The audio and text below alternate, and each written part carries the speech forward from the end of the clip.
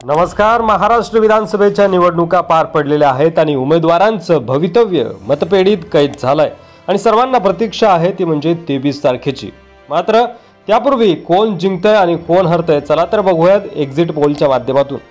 विदर्भात एकूण 62 जागा आहेत, मराठवाड्यात 46, पश्चिम महाराष्ट्रात 70, ठाणे कोकणच्या 39 आणि मुंबईच्या 36, त्यासोबत उत्तर महाराष्ट्रामधल्या 35 अशा एकूण 288 विधानसभा मतदारसंघाचा जिल्हानिहाय एक्झिट पोल जाणून घेऊया. विदर्भामध्ये जर बघितलं आपण तर नागपूरमध्ये 12 जागा आहेत, त्यापैकी महायुतीला 4 आणि महाविकास आघाडीला 8 जागा मिळतायत अशी शक्यता वर्तवली जाते आहे.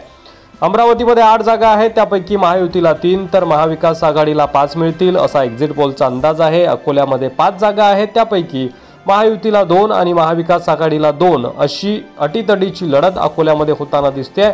तर वाशिममध्ये 3 जागांपैकी महायुतीला 1 तर महाविकास आघाडी देखील या ठिकाणी पुढे आहे. 2 जागा महाविकास आघाडीला वाशिममध्ये मिळतील. यवतमाळ जिल्ह्यामध्ये 7 पैकी महायुतीला 3 तर महाविकास आघाडीला 4 आणि बुलढाण्यामध्ये ज्या 7 विधानसभा मतदारसंघ आहेत त्यापैकी महायुती या ठिकाणी पुढे दिसते. महायुतीला 3 तर महाविकास आघाडीला 2 जागा या ठिकाणी मिळतील अशी शक्यता वर्तवली जाते आहे. चंद्रपूर जिल्ह्यामध्ये 6 जागा आहेत, त्यापैकी महायुतीला 2 तर महाविकास आघाडीला 3 जागा मिळतील असा एक्झिट पोलचा अंदाज आहे. गडचिरोली जिल्ह्यामध्ये देखील 3 जागा आहेत, त्यामध्ये महाविकास आघाडीला 2 आणि महायुतीला 1 जागा मिळेल. तर वर्ध्यामध्ये 4 जागा आहेत, त्या ठिकाणी टाय होते मॅच. महायुतीला 2 आणि महाविकास आघाडीला 2 जागा मिळतील अशी शक्यता एक्झिट पोलच्या माध्यमातून वर्तवली जाते. भंडारा जिल्ह्यामध्ये 3 जागा आहेत, त्यापैकी महायुतीला 1 तर महाविकास आघाडीला 2 जागा मिळतील आणि गोंदियामध्ये ज्या 4 विधानसभा मतदारसंघ आहेत त्यामध्ये 1 महायुतीला तर 3 महाविकास आघाडीच्या पारड्यामध्ये जाताना दिसत आहेत. मराठवाड्याचं काय चित्र आहे? संभाजीनगरमध्ये एकूण 9 विधानसभा मतदारसंघ येतात, त्यापैकी महायुतीला 3 तर महाविकास आघाडीला 6 जागांवर विजय मिळतो असा एक्झिट पोलचा अंदाज आहे.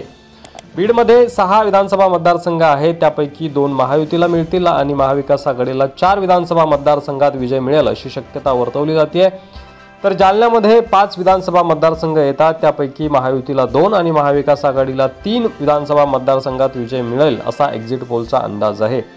लातूरमध्ये 6 विधानसभा मतदारसंघ येतात, पैकी महाविकास आघाडीला 4 तर महायुतीला 2. नांदेडमधील 9 विधानसभा मतदारसंघापैकी महाविकास आघाडीला 6 तर महायुतीला 3. त्यासोबतच उस्मानाबादमध्ये जर आपण बघितलं तर 4 विधानसभा मतदारसंघांपैकी महाविकास आघाडीला 3 आणि महायुतीला 1 जागा मिळते.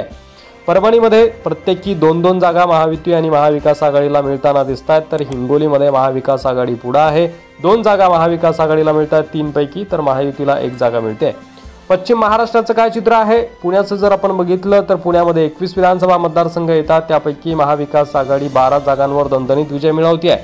तर महाविकास आघाडीला केवळ 9 जागांवरच समाधान मानावं लागणार असं चित्र आहे.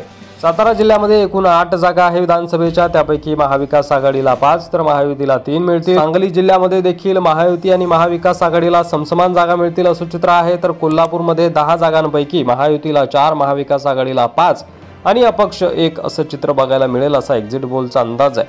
सोलापूरमध्ये 11 विधानसभेच्या जागा आहेत, त्यापैकी महायुतीला 4 आणि महाविकास आघाडीला 7 जागा मिळतील. तर नगरमध्ये महायुतीला 4 आणि महाविकास आघाडीला 8 जागा मिळताना दिसत आहेत. ठाणे आणि कोकणाचा काय अंदाज आहे एक्झिट पोलचा? तर 18 जागा आहे ठाण्यामध्ये, त्यापैकी 11 महाविकास आघाडीला तर महायुतीला 7 जागा मिळतील असं चित्र दिसतंय. रत्नागिरीमध्ये 5 जागा आहेत, त्यापैकी 3 महाविकास आघाडीला तर 2 महायुतीला मिळतील. मुंबईच्या 36 विधानसभा मतदारसंघापैकी 20 जागा यावेळी महाविकास आघाडीला, 14 जागा महायुतीला तर केवळ 2 जागा अपक्ष त्या ठिकाणी जिंकतील असं चित्र आहे. उत्तर महाराष्ट्रामध्ये जर आपण नजर टाकली तर नाशिक जिल्ह्यामध्ये 15 विधानसभा मतदारसंघ येतात, त्यापैकी महाविकास आघाडीला 9 तर महायुतीला 6 जागा वर्तवल्या जात आहेत एक्झिट पोलच्या अंदाजानुसार. धुळ्यामध्ये महायुतीला केवळ 1 जागा मिळेल तर महाविकास आघाडीला 4 जागा मिळतील आणि नंदुरबारमध्ये जर बघितलं तर 4 जागांपैकी महायुतीला 1 आणि महाविकास आघाडीला 3 जागा मिळतील. जळगाव विधानसभा मतदारसंघात 11 विधानसभा मतदारसंघ येतात, त्या ठिकाणी महाविकास आघाडीला 7 तर महायुतीला 4 जागा मिळतील असा एक्झिट पोलचा अंदाज आहे.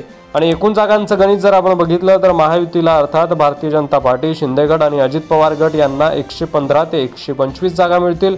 महाविकास आघाडीला अर्थात शिवसेना, उद्धव ठाकरे गट, काँग्रेस आणि शरद पवार गट यांना 145 ते 155 जागा एकूण मिळतील आणि इतर अपक्ष आणि इतर पक्षांना 7 ते 14 जागा मिळतील असं महाराष्ट्राचं चित्र दिसतंय। आणि एकंदरीत या एक्झिट पोलचा अंदाज जर आपण बघितला तर महाविकास आघाडीचं सरकार महाराष्ट्रामध्ये बहुमतानं येतंय असं चित्र आहे। तुम्हाला काय वाटतं यावर तुमचं मत कमेंट बॉक्समध्ये लिहायला विसरू नका।